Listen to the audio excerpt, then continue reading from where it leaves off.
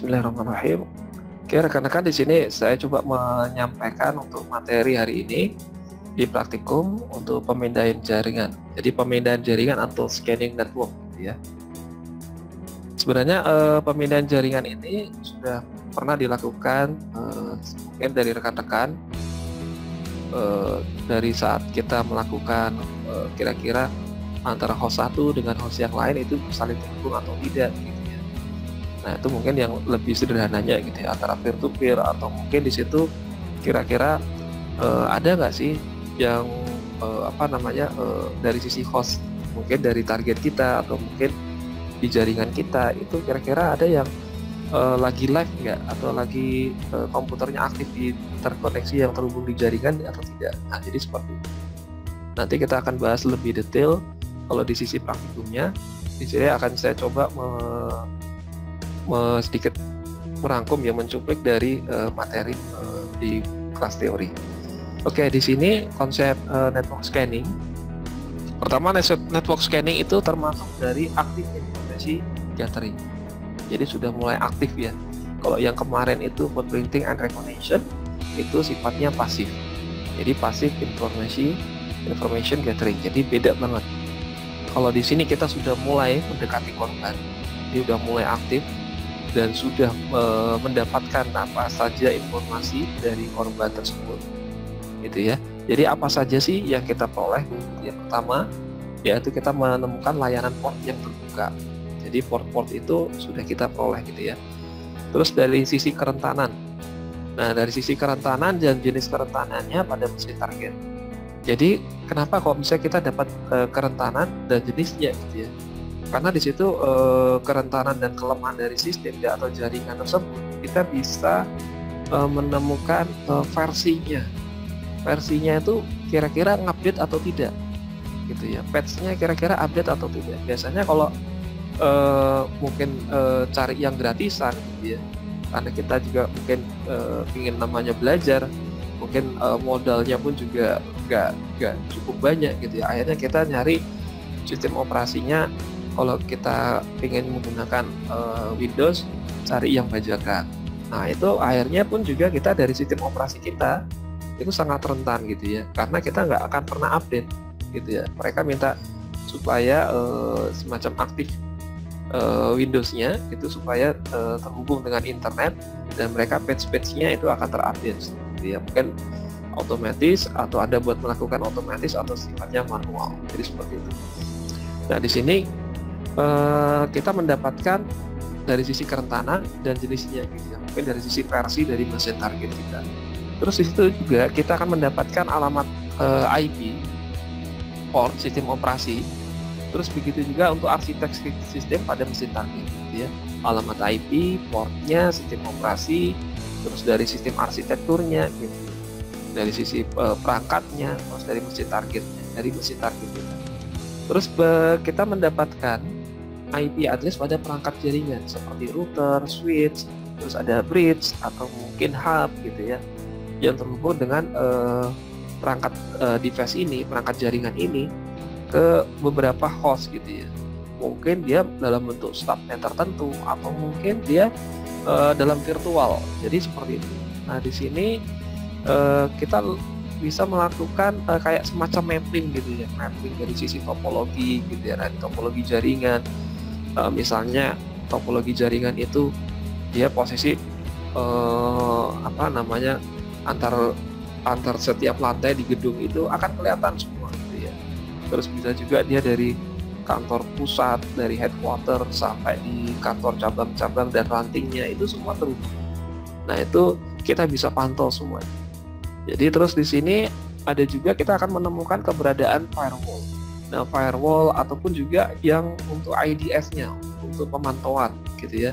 Nah, ini apa yang bisa kita dapatkan dari network scanning. Nah, ini yang saya kasih warning, gitu ya. Jangan melakukan network scanning itu di jaringan internal atau intranet pada suatu institusi, gitu ya, atau online ya. Jadi terhubung dengan akses internet. Jadi kalau di situ Anda melakukan, nah ini resiko ditanggung Anda sendiri, gitu ya, karena sudah sifatnya aktif information gathering. Jadi kita kalau mau melakukan network scanning itu harus wajib ada persetujuan dari pimpinan Anda. Kalau kita dari sini, karena di sini akademisi, maka kita wajib mendapat persetujuan dari pimpinan prodi, dari fakultas, terus sampai universitas, dan begitu juga dari departemen IC untuk pengelola di bagian IT di Universitas Amikom Yogyakarta. Jadi seperti itu. Nah itu kalau misalnya Anda melakukan sifatnya ilegal, itu nanti ditanggung. Jadi seperti itu. Biasanya kalau di perusahaan BUMN yang atau mungkin lingkup jaringannya lebih luas, gitu ya, itu biasanya dilakukan, atau mungkin perusahaan swasta yang apalagi telekomunikasi, itu biasanya dilakukan di luar jam kantor, gitu ya. Jadi di luar jam kantor dan trafiknya tidak padat, nah itu biasanya dilakukan di situ. Jadi kenapa hal ini dilakukan di luar jam kantor? Karena kita melakukan semacam broadcast dalam sisi untuk pengiriman paket IP, gitu ya. Kalau di situ kita menggunakan, salah satu contohnya adalah menggunakan protokol ICMP, dan begitu juga nanti kita akan menggunakan segmen, gitu ya. Nanti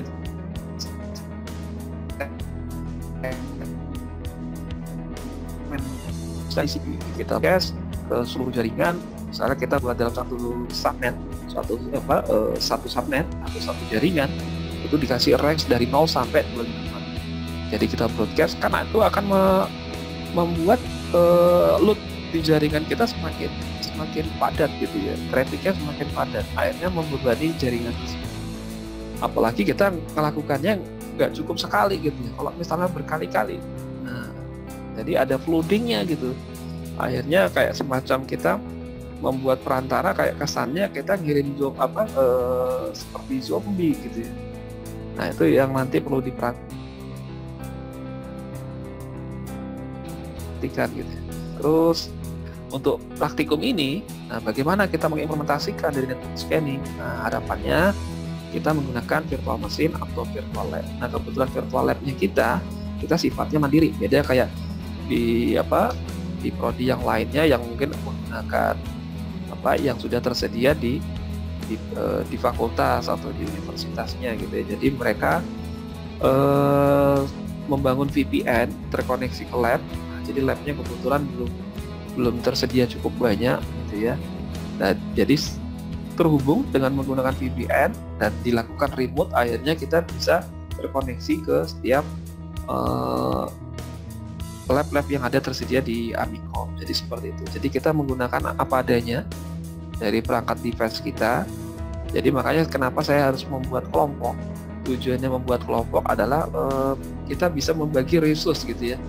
Kita membagi sumber daya yang ada di diri kita, atau mungkin kita di dalam satu kelompok kita bisa juga antar lintas kelas. Nah itu yang kolaborasinya, biar agar di setiap pertemuan kita bisa mudah dalam pengerjaan. Jadi seperti itu.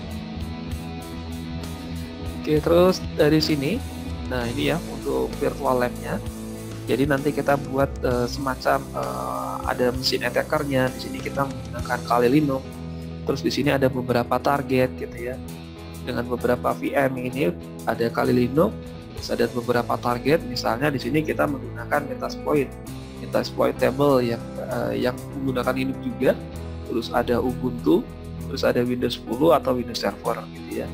Nah di sini akan saling terhubung, gitu ya, terkoneksi. Di situ bisa menggunakan host only atau mungkin pakai bridge, gitu ya. Terus di sini ada gateway fisiknya, bisa Anda menggunakan router, atau apabila nanti di saat Anda melakukan proses instalasi tools atau mungkin utilitasnya di Kali Linux, jadi perlu proses update atau upgrade-nya, maka bisa terkoneksi ke internet. Nah di sini, atau mungkin kalau misalnya tidak ada router fisik, Anda bisa menggunakan semacam tethering, gitu ya. Tethering ada di smartphone Anda, gitu ya. Jadi semua ini bisa saling terkoneksi. Kalau tidak terkoneksi, nah ini nggak ada manfaatnya, gitu ya. Karena di sini seakan-akan kita membuat kayak semacam LAN, gitu ya, koneksi di antara Padahal itu di dalam satu host. Jadi satu host terdapat beberapa VM. VM-nya sebagai attacker, ada beberapa target dalam VM-nya gitu ya. Jadi seperti ini. Terus, nah sebelum kita membahas materi sejauh itu network scanning, kita ada istilah namanya port. Nah, port ini merupakan channel komunikasi yang bersifat logikal pada suatu layanan komputer gitu ya. Kalau misalnya di situ rekan-rekan ingin berselancar di ke akses internet gitu ya, terus di situ Anda akan dilayani oleh komputer Anda dengan menggunakan misalnya portnya adalah 80. Di situ port 80 itu adalah di situ pelayanannya itu menggunakan HTTP. Jadi seperti itu.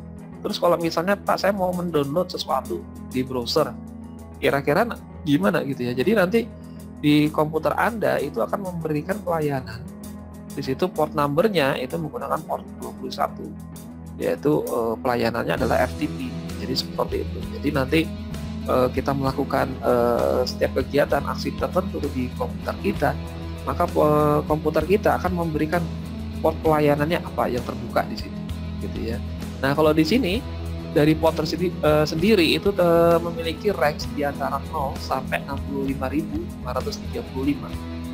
Sedangkan di range 0 sampai 111.023 itu merupakan reserved untuk privilege portnya. Jadi portnya itu sudah dikenal gitu ya, kepemilikannya sudah ada gitu ya. Terus sedangkan yang port 1024 sampai 49.151 merupakan yang register port gitu ya.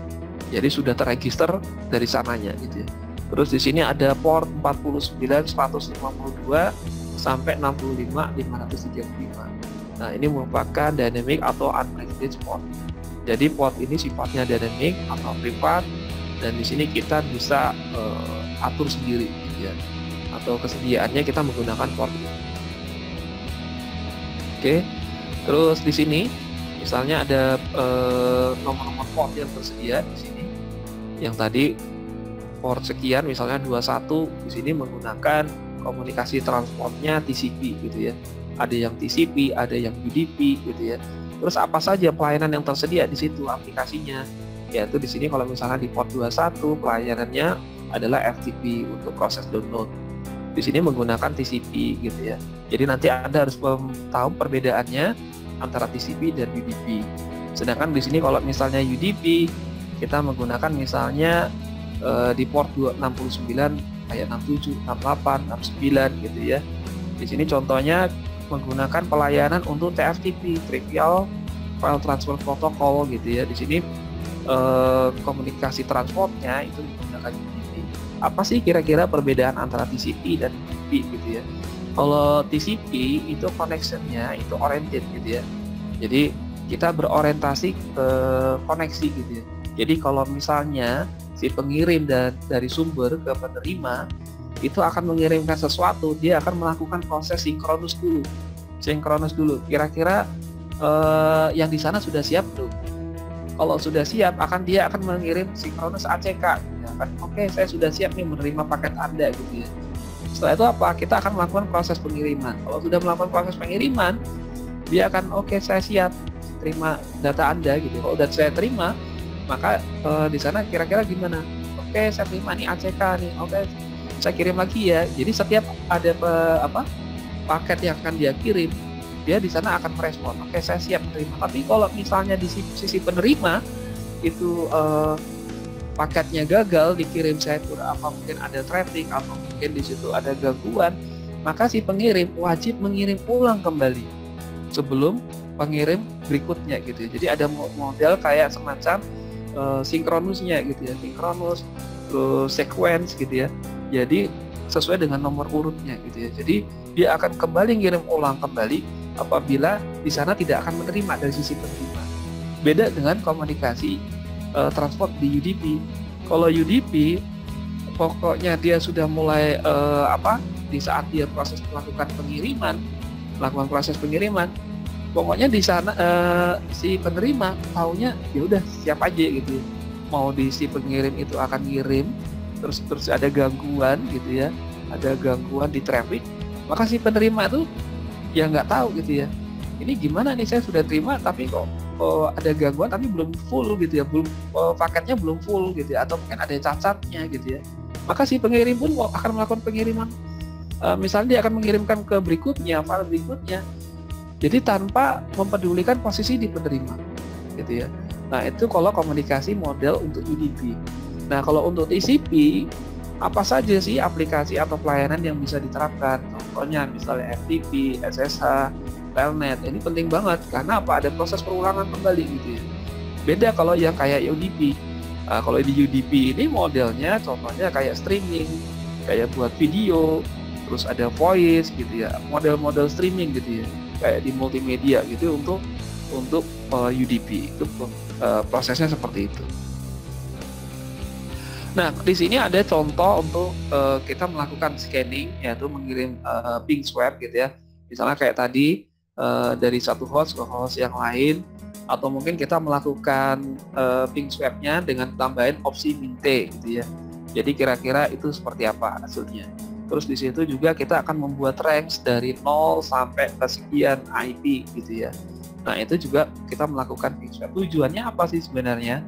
Tujuannya adalah biar kita mengetahui itu bagaimana kondisi host ya, dari rank sekian sampai sekian, itu kita mengetahui kondisi yang live atau yang aktif terhubung ke jaringan tersebut, yang terkoneksi dengan jaringan tersebut. Jadi kita tujuannya seperti itu, biar mengetahui kondisi host yang kita pantau gitu ya, yang kita pantau atau kondisinya live apa enggak gitu ya.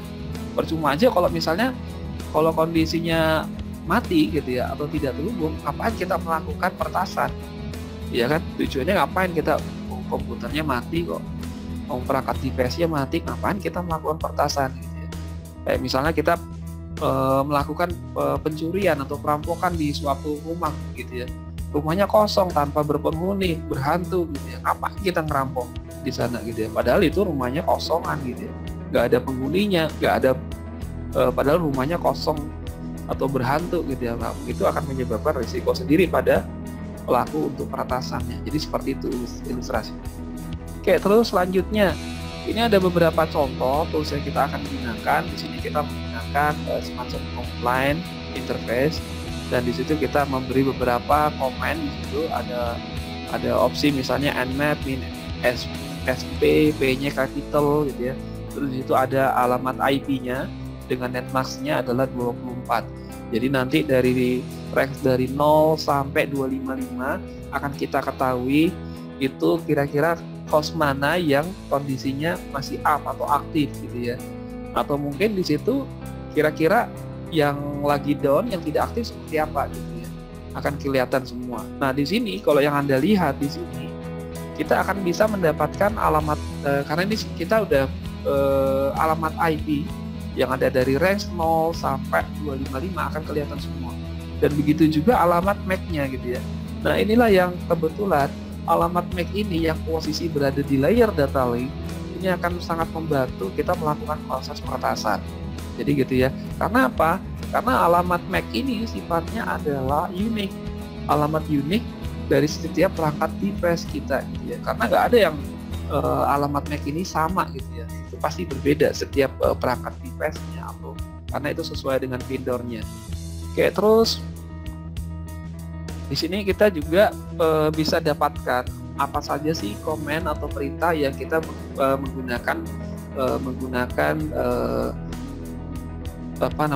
perintah dengan nmap ini gitu ya untuk melakukan scanning network. Di sini kita coba menggunakan manual spasi nmap.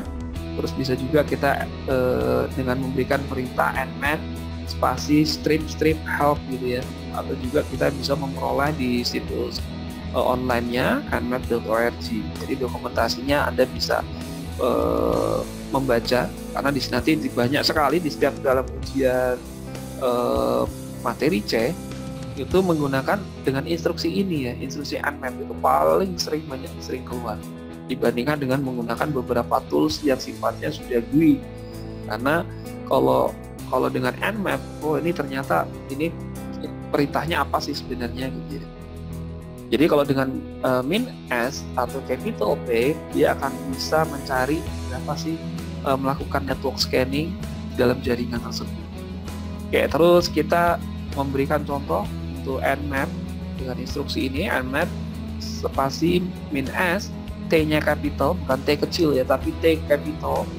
Terus alamat IP target kita yang sudah kita temukan, misalnya di 10.1136, kebetulan ini aktif di dalam jaringan, maka ada keterangan min ST itu adalah scan untuk TCP connect-nya, gitu ya. Jadi apa? Di situ kita dapatkan nanti kelihatan port TCP atau komunikasi TCP akan kelihatan di situ dari port 135 sampai 5357. Nah, ini port yang terdapat di perangkat device tersebut dari alamat IP 10.1136. Nah, di sini statusnya adalah open, terbuka dari sisi pelayanannya, gitu ya. Ada apa saja di situ pelayanan yang terbuka. Terus di sini kita dapatkan juga alamat MAC-nya, gitu ya. Alamat MAC-nya di sini kebetulan menggunakan virtual untuk VMware. Jadi bukan menggunakan VirtualBox. Nanti rekan-rekan bisa mencoba menggunakan VMware yang tersedia yang kemarin diberikan sama Mas Haidar ya. Kemarin saya berikan contoh penggunaan virtual machine untuk VMware. Jadi kalau misalnya untuk VirtualBox-nya sudah familiar, silakan Anda coba menggunakan VMware.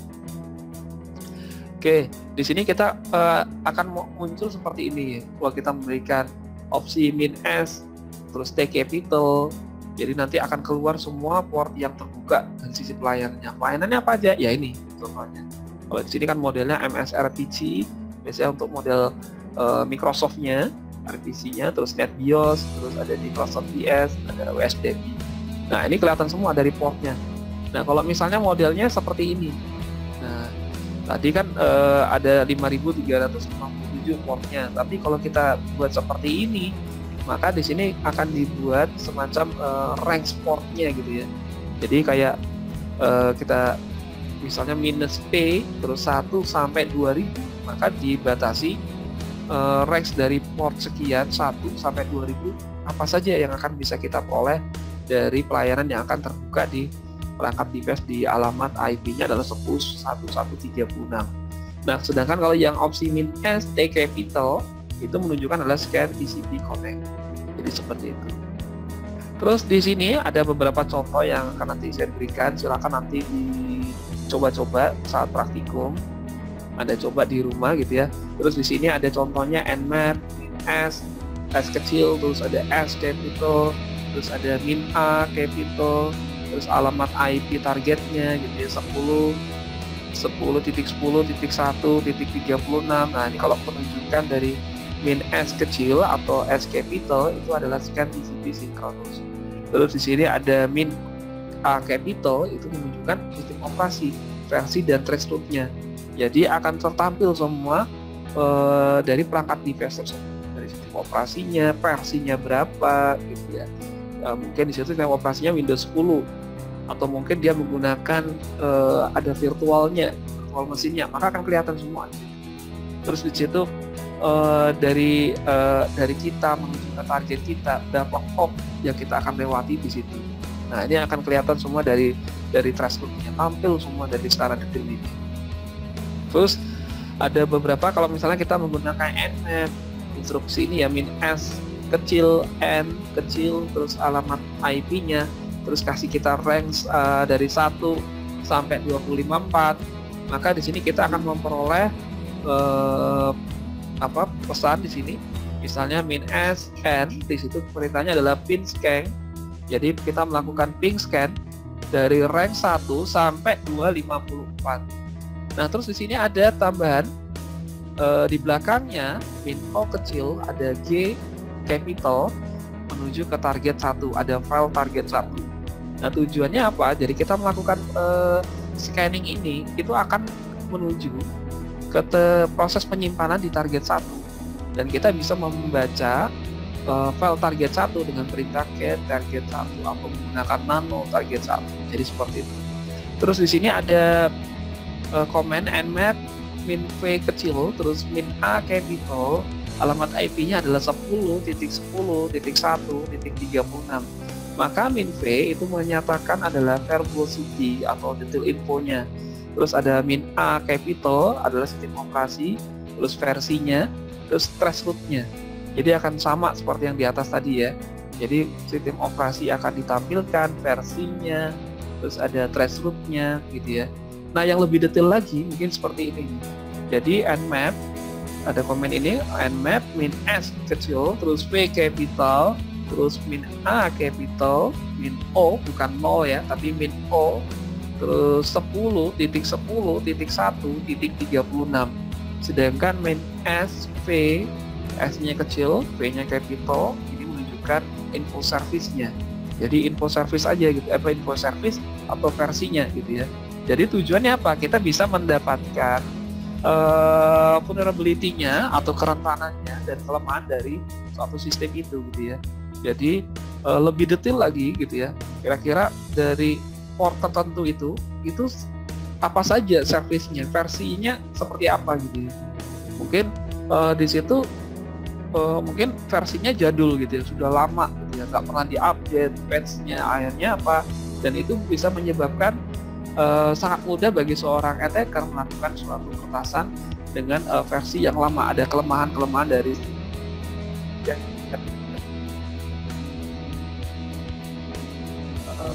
port satu situ. Ini kita lakukan penyimpanannya, jadi diarahkan ke file target 2 dan kita jadi nanti dari hasil proses scan itu. Nah, kalau yang untuk min_o, O besar itu menunjukkan sistem operasi. Jadi semua file ini yang kita melakukan scanning network ini akan tersimpan di target 2. Nah, dari target 2 ini kita bisa baca dengan komennya seperti ini, cat target 2. Jadi seperti itu. Jadi semua file yang kita melakukan scanning network kita bisa arahkan di file tertentu gitu ya. Terus di sini ada tools yang tersedia melakukan scanning network, yaitu adalah Gmap. Gmap ini modelnya seperti GUI. Kalau nmap-nya adalah menggunakan CLI command line, Gmap-nya adalah GUI-nya gitu ya. Nah, kalau kita di sini kita buka Gmap di terminal kalinya, tinggal Anda ketikkan saja Gmap, akan muncul GUI-nya seperti ini. Terus di sini targetnya seperti apa? Kalau misalnya kita sudah menemukan targetnya, kita berikan alamat IP-nya, termasuk di situ netmask-nya, dan di sini kita coba melakukan intensive scan, dan di situ akan diterjemahkan gitu ya, diterjemahkan instruksi manual yang ada di nmap-nya. Jadi misalnya seperti ini, maka akan muncul secara detail gitu ya informasi yang bisa didapatkan, dan begitu juga dari sisi operating sistemnya dari setiap host yang kita peroleh gitu ya. Jadi nanti di sini di jaringan ini, di jaringan 192, 168, 163, 1 di /24, apa saja kira-kira host yang aktif di situ terkoneksi di jaringan. Nah, di situ sistem operasi akan tertampil yang akan kelihatan di sini. Jadi dari sisi penggunaan alamat IP host tersebut, dia menggunakan operating system apa gitu. Terus di sini pun juga yang lebih menarik untuk topologinya, di tab topologi di situ di Gmap-nya, di situ akan kelihatan gitu ya. Ini di jaringan tersebut dengan alamat IP-nya di alamat IP jaringan yaitu 192, 168, 163 di antara range tertentu gitu ya, itu terbentuk topologi jaringan modelnya seperti ini nih, modelnya seperti star gitu ya topologinya. Nah, di sini akan kelihatan beberapa koneksi yang aktif terhubung di jaringan tersebut. Misalnya di tengah ini adalah mungkin semacam perangkat, semacam device-nya, device jaringan. Kayak misalnya di situ ada router atau ada switch, ada bridge atau hub gitu ya, yang terhubung menghubungkan antara perangkat-perangkat host ini ya.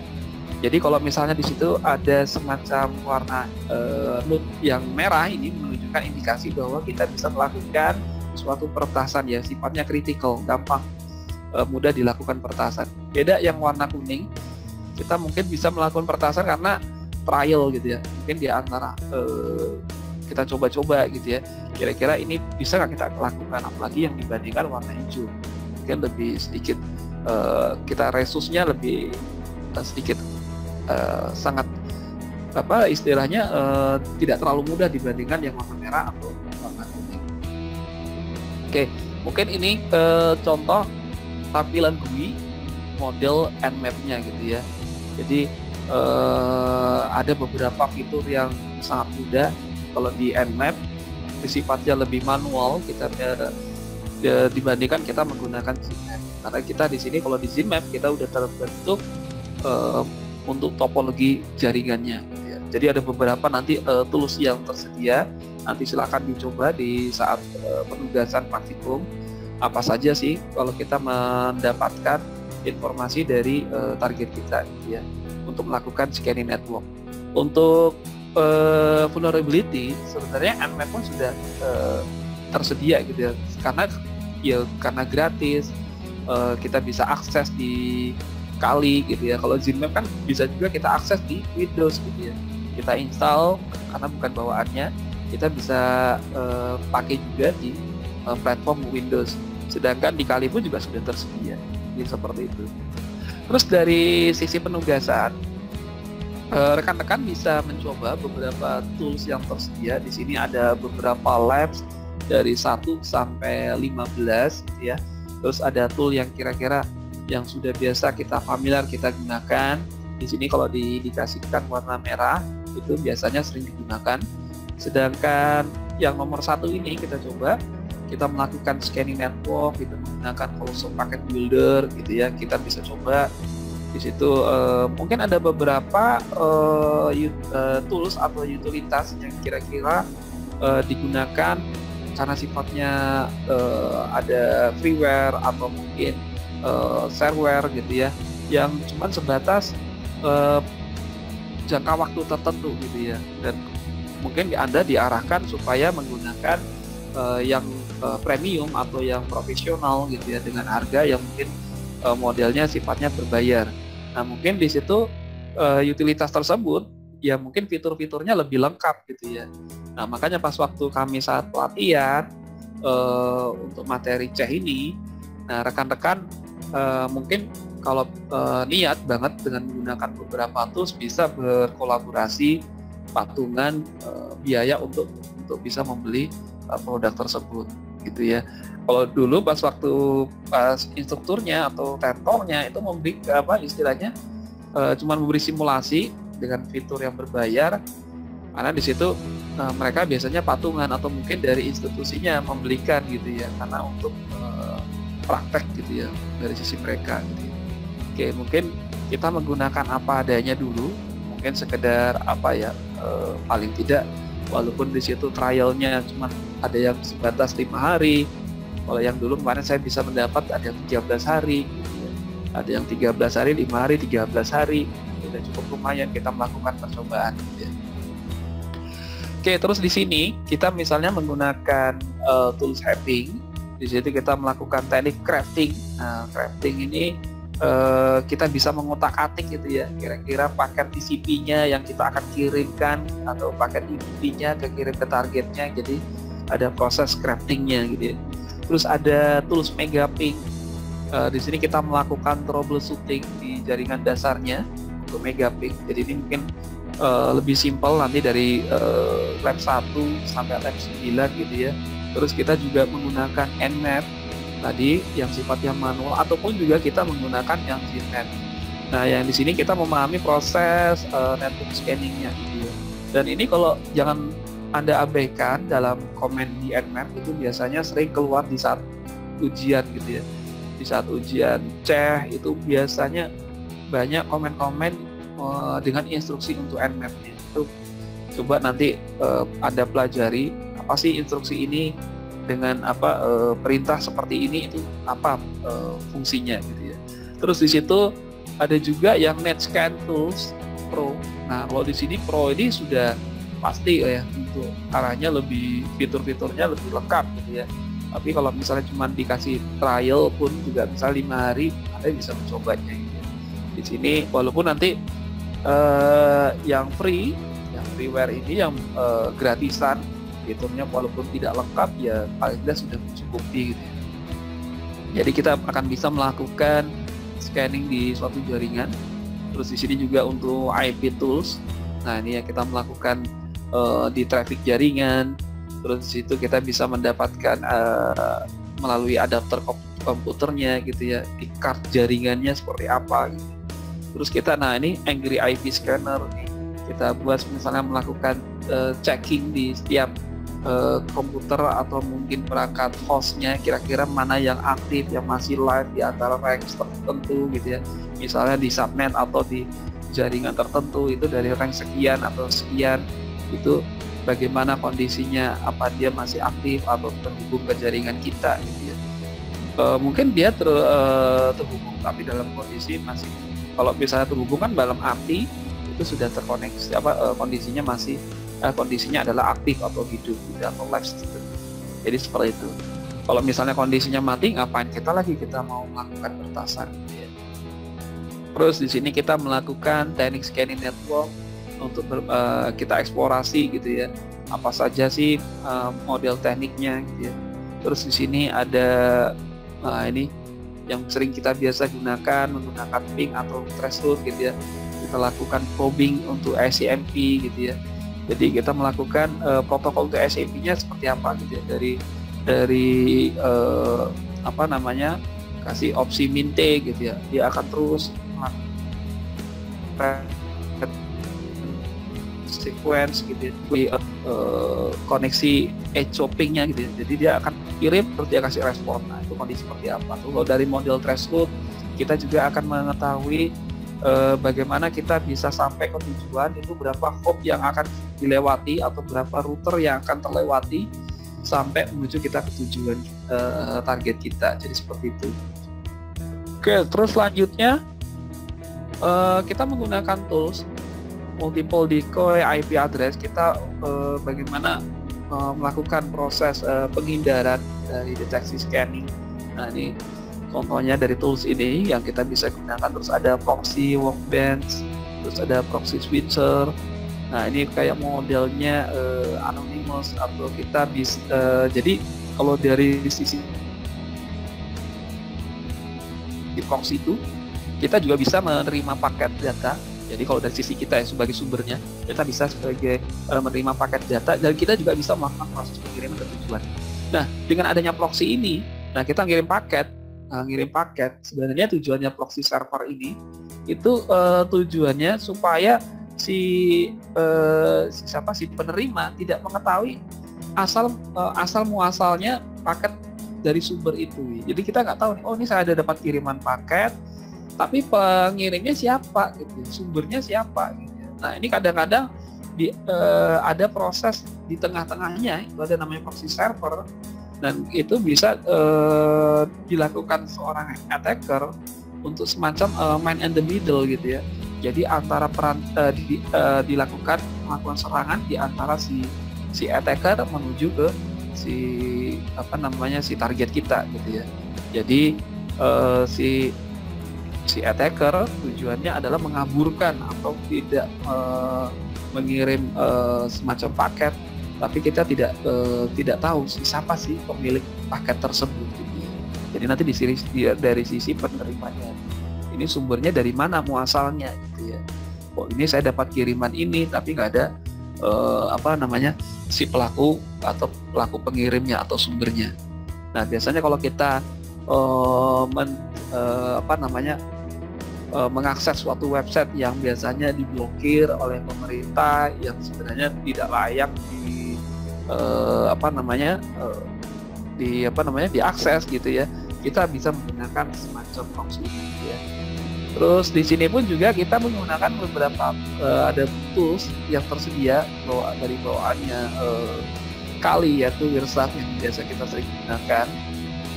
Terus di sini kita bisa mengidentifikasi sistem target kita dari sistem operasinya, terus ada time to live-nya, terus ada ukuran Windows TCP-nya gitu ya.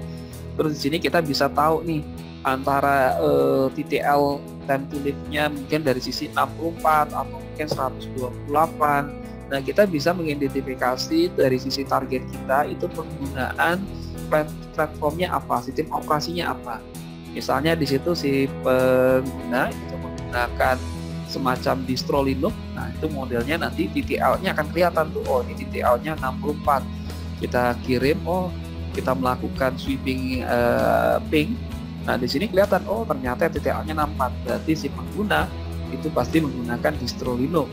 Atau mungkin dia kita terima TTL-nya, kita melakukan ping-nya itu 128, maka kita bisa mengidentifikasi bahwa si target kita itu menggunakan platform Windows gitu ya.